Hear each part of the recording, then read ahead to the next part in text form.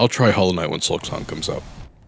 That's what I said the first time I had Hollow Knight recommended to me back in 2019, 2020. Oh my god, that was 5 to 6 years ago. And while I meant it, I can't tell you that I said it in good faith. Hollow Knight to me was one of those situations where you hear about how good and beloved something is so much that it has the opposite effect and makes you not want to hear about the fucking thing anymore, not want anything to do with it, not want to ever touch it.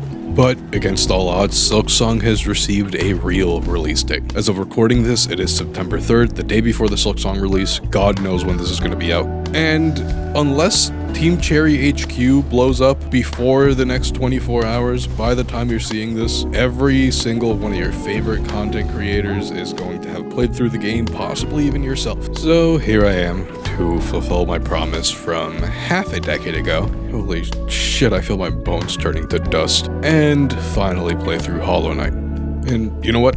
Fine, I'll admit it. The game is fucking great. So I'm gonna go ahead and preemptively accept all the I told you so's and anything adjacent. I should have played this game sooner.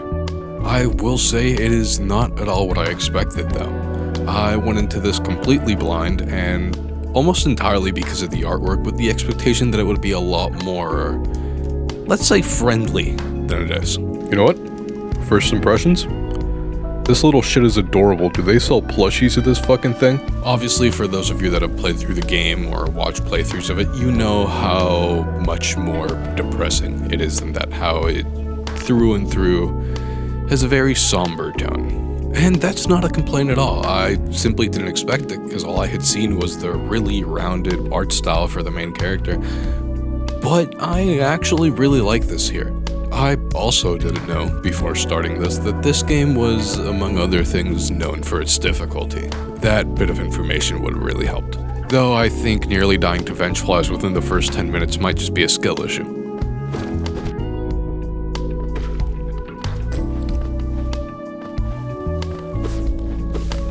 Oh my god, I'm playing like a fucking game journal.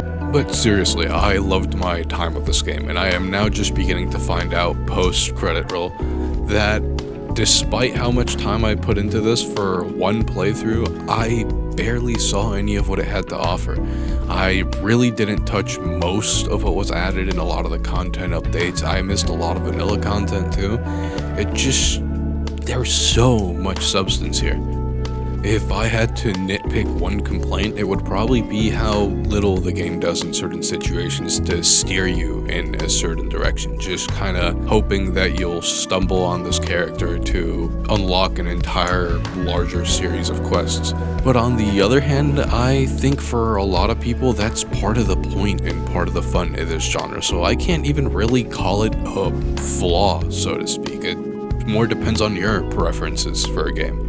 That kind of design philosophy is very commonplace within the Metroidvania genre, so honestly, rather than it being an actual complaint, I think I just wish I knew what I was getting into. Given that is entirely my fault because I chose to go into it completely blind, but we don't talk about that. Seriously though, on my first playthrough, I spent roughly 32 hours, and in all that time, not only did I miss a lot of the stuff that was in the vanilla game and in the original release, I also missed literally all of the content that came with the content updates. So there is a lot to digest here, even with my experience, and there's so much that I missed.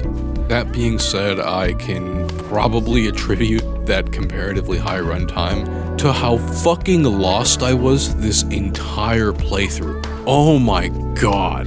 This is, once again, less of an objective complaint than it is just a personal nitpick. It depends on what you want in a game. But holy shit, do I wish there was some more sense of direction. I understand that is the whole point of the exploration here in the game. That's why you call it exploration in the first place. You're supposed to go and find it yourself instead of getting a waypoint. And I'm a big fan of that. But holy shit, am I too stupid for this. I still get frightened and scream at things I don't understand like I'm a fucking monkey. What? I have read and watched practically nothing about this game since finishing it because I want this video to be entirely my own thoughts, whether they're really good or really bad takes. So, correct me if I'm wrong here, please, but the impression that I got more often than not is that despite how interconnected a Metroidvania is supposed to feel, and this one really is, whenever you need to get someplace for your next upgrade, for instance, that will allow you to enter a new area, there's only one real main path to get to that upgrade.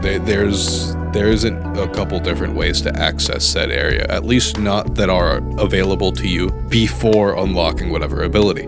Now, if this is the case, and I am saying if because once again, this is the subjective experience that I had with it. I could be way wrong and have just missed a couple different passages. But if this is the case, that can be kind of a problem because the open exploration that you've had up to that point suddenly gets really fucking linear. Whereas if you have a multitude of ways to access these areas with the necessary abilities to continue your progression of the game, not only does it prevent people from getting as lost as I did because there's more opportunities to find it, but it also helps to further sell that feeling of interconnectivity that the game otherwise sells so well. That is a complaint that I'm leaving with a massive asterisk because I could just be wrong.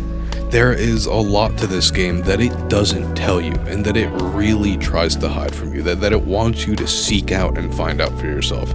So it is a very large possibility that I just missed a lot of these secondary paths to the necessary abilities.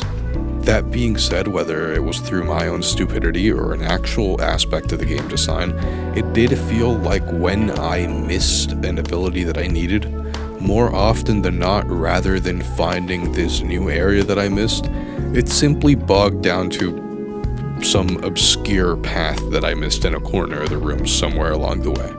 But honestly, other than that one complaint I am admittedly iffy on, I had an amazing experience with this through and through, and I think it was worth damn near every second I spent with this, barring all the time I spent aimlessly wandering around trying to search for what I missed. You mean to tell me this isn't the right way yet?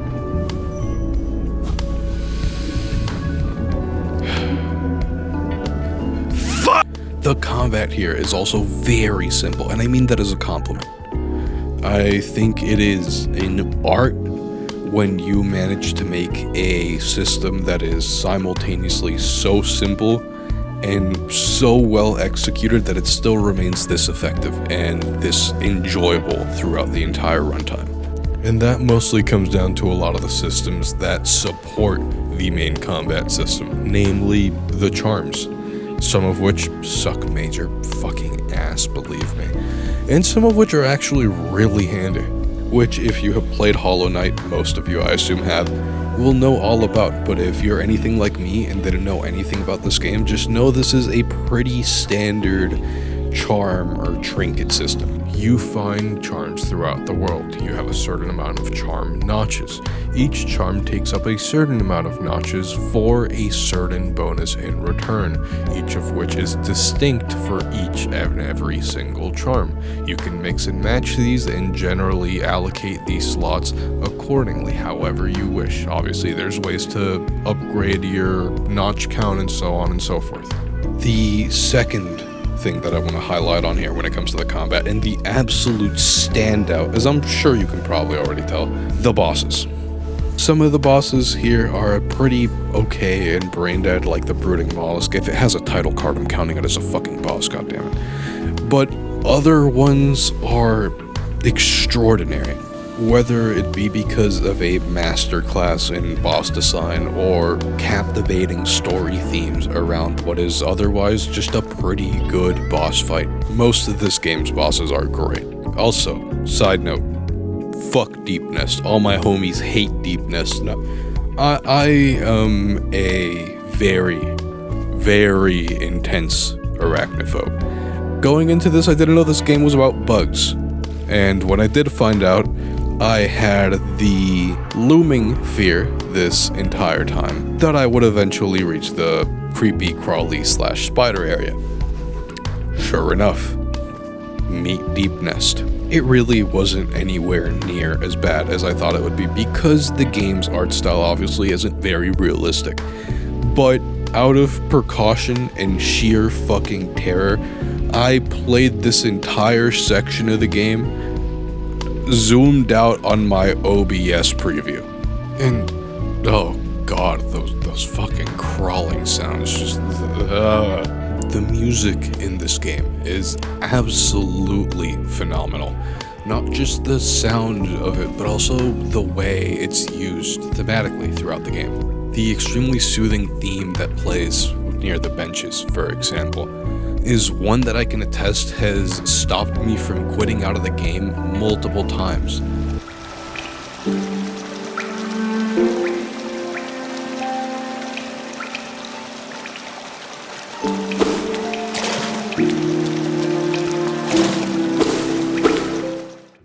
Being met with such a calming atmosphere after the relentless fucking pounding I took from Nosk. This may have been because I fought him zoomed out in my OBS preview and purposefully blurring my vision, but leave me alone. Or the Radiance was just what I needed, honestly. In the same vein, they have a really powerful use of leitmotif in this game with the main theme, the Hollow Knight theme. Unless I'm being a schizophrenic. Once again, I have not confirmed this. I'm trying to hold off on watching stuff about this game. If I'm wrong, ignore everything I'm about to say. Also, did I use that word right? It's been a while since I took a music class. I'm pretty sure. This theme, fucking beautiful, by the way. Go give it a listen.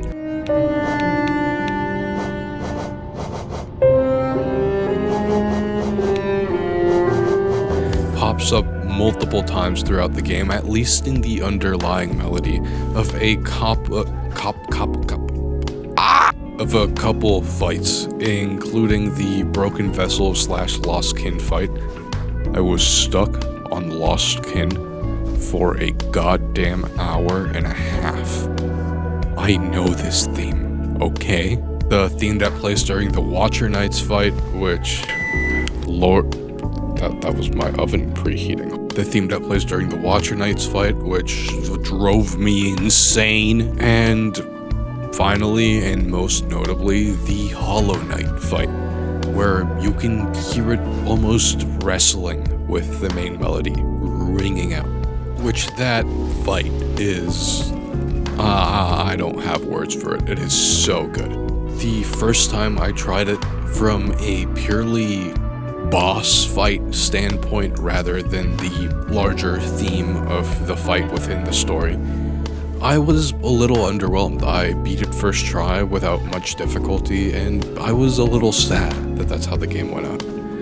Upon finding out that it had multiple endings, I went back, and after facing the Radiance, I see why the first phase of the Hollow Knight fight was so easy. Am I challenging God? I spent 3 goddamn hours straight just running headfirst into that winged bastard before finally dragging him down. I had so much fucking anger just built up towards that boss for stomping my shit in so many times. And that final hit of gratification upon finally beating him, it was worth every second of this playthrough. Point in case is there is so much to appreciate in this game. From head to toe, the story, the combat, the exploration, the music. None of it is without its flaws, but overall, it is an absolute masterpiece, and I've only scratched the surface of it in this video. So, hey, if you're already a Hollow Knight fan and you're watching this to see someone else converted, mission accomplished. You got me. And if you haven't tried it, like I hadn't for whatever reason, take it as a previous pessimist and cynicist when it comes to this game who thought it wasn't going to be worth it, who thought it was going to be a waste of time. Play it. If you actually enjoy the gameplay, stick with it. Actually read the fucking text boxes. You won't regret it. that's all for me. I just sit here and talk about games I think are cool. Thank you for watching.